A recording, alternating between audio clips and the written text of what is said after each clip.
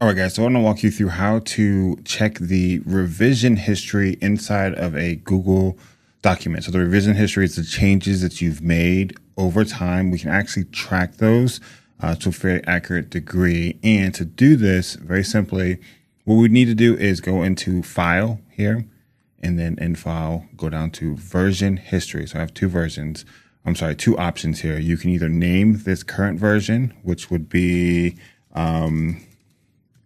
updated 10.13 to add new title.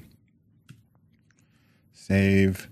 Or we can go into the version history.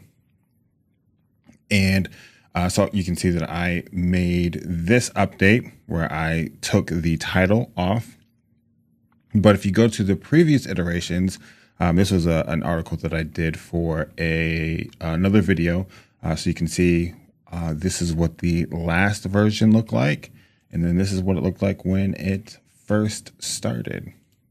If I uncheck highlight changes, you'll see the difference here. So I can see exactly what changed from version to version.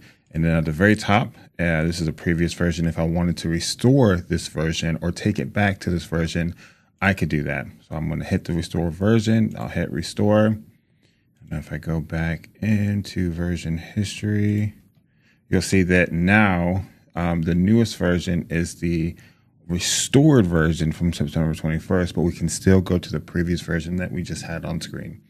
So it's pretty cool.